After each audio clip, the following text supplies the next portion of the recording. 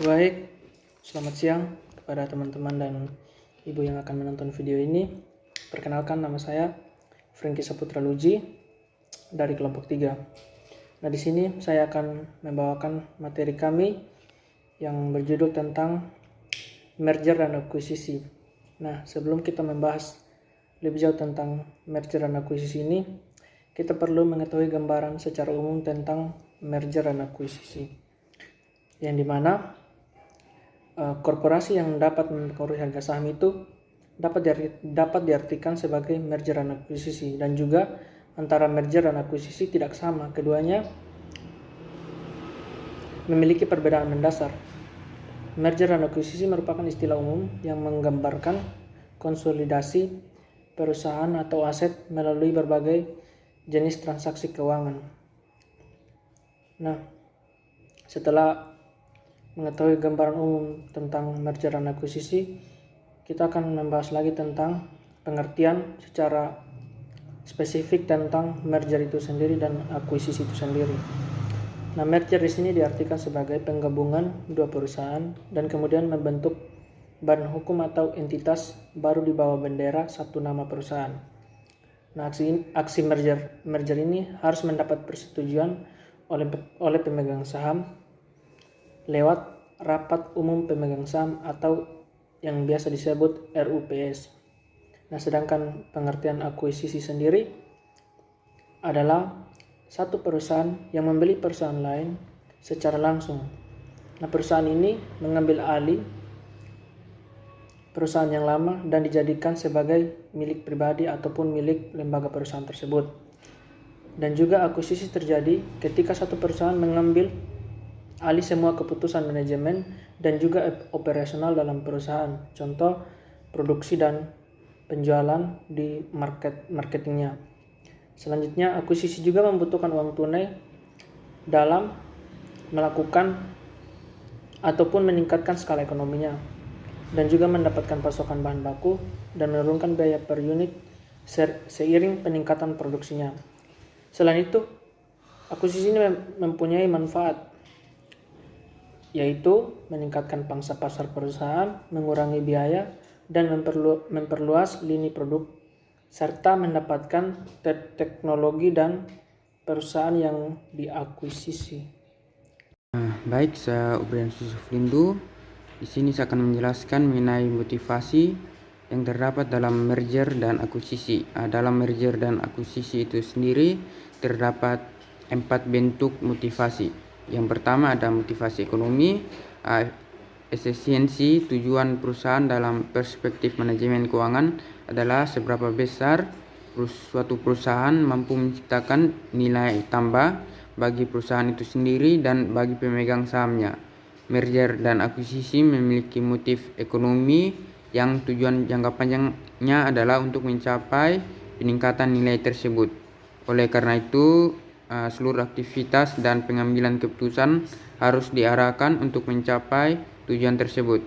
Perusahaan harus melakukan implementasi program melalui beberapa langkah konkret, misalnya melalui efisiensi produksi, peningkatan penjualan, pemberdayaan dan peningkatan produktivitas sumber daya manusia.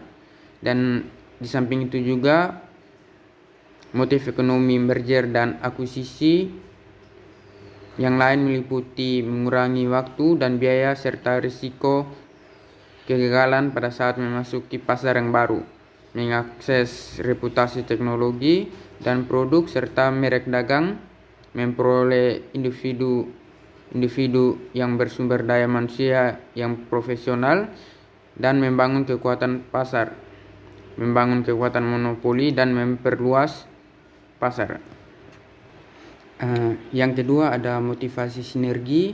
Dalam motivasi sinergi diartikan sebagai hasil ekstra yang diperoleh jika dua atau lebih perusahaan melakukan suatu kombinasi bisnis. Salah satu motivasi utama perusahaan untuk melakukan merger dan akuisisi adalah untuk menciptakan sinergi, di mana manfaat ekstra atau sinergi ini tidak bisa diperoleh seandainya perusahaan-perusahaan tersebut bekerja secara terpisah. Motivasi sinergi mempunyai beberapa jenis, yaitu sinergi operasi, finansial, manajerial, teknologi, serta sinergi pemasaran. Sinergi operasi adalah sinergi yang terjadi ketika suatu perusahaan hasil kombinasi mampu mencapai suatu efisiensi biaya. Efisiensi ini dicapai dengan cara pemanfaatan secara optimal berbagai sumber daya perusahaan. Yang ketiga ada motivasi diverifikasi, adalah bentuk strategi pemberagaman bisnis yang biasa dilakukan melalui merger dan akuisisi.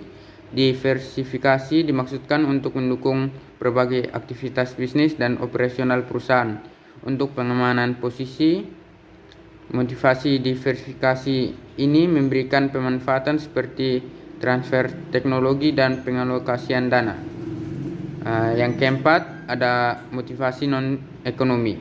Motivasi non-ekonomi mempunyai beberapa jenis: hubris, hipotesis, dan ambisi pemilik. Hubris hipotesis adalah suatu hipotesis yang menyatakan bahwa merger dan akuisisi semata-mata didorong oleh motif ketamakan dan kepentingan pribadi para eksekutif perusahaan. Alasannya adalah para eksekutif pihak manajemen menginginkan ukuran perusahaan yang lebih besar. Ambisi pemilik inilah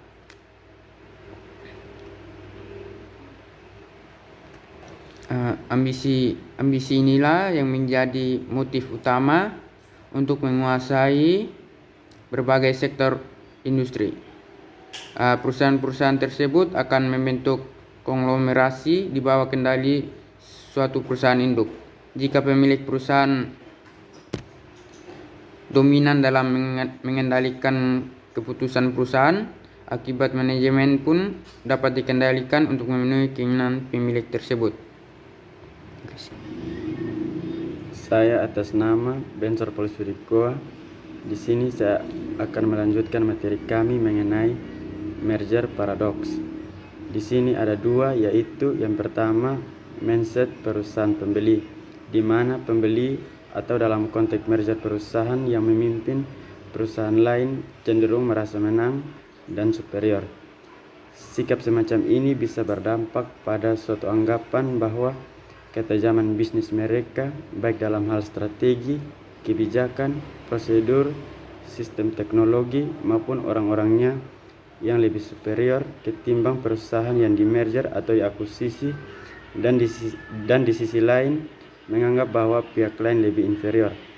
Pernyataan seperti ini masih bekerja keras untuk menyelesaikan persoalan yang kami telah selesaikan 5 tahun lalu, atau sistem kita akan membawa mereka ke dunia bisnis modern, atau teknologi yang kita miliki akan membawa mereka ke perusahaan kelas dunia menjadi hal yang biasa.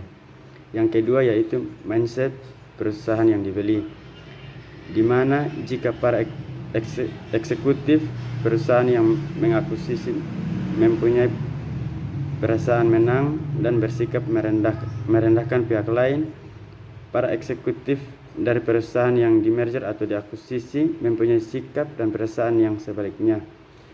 Mereka cenderung menganggap bahwa pihak lain sebagai barbar dan tidak mempunyai perasaan. Oke, baik, seperti yang telah dijelaskan oleh teman Bensor tadi tentang merger paradox, selanjutnya kita juga perlu mengetahui dari jenis-jenis merger dan akuisisi. Nah, di sini ada 3 jenis. Yang pertama itu merger horizontal. Nah, merger horizontal terjadi apabila suatu perusahaan menggabungkan diri dengan perusahaan lain dalam jenis bisnis yang sama dengan tujuan mengurangi kompetitor atau untuk meningkatkan efisiensi dalam aktivitas produksi, pemasaran, dan distribusi. Dan jenis yang kedua yaitu merger vertikal. Nah, merger vertikal di sini adalah penggabungan perusahaan yang memiliki keterkaitan antara input atau output maupun pemasaran dengan tujuan mengintegrasikan usahanya terhadap pemasok atau pengguna produk dalam rangka stabilitas pasokan dan pengguna.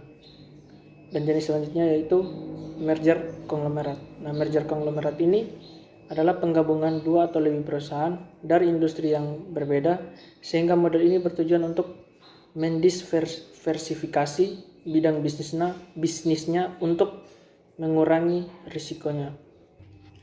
Saya Ubrianus Yusuf Lindo. Saya Bencer Polos Pudikoa. Saya Frank Saputra Luji. Kami mengucapkan Terima kasih.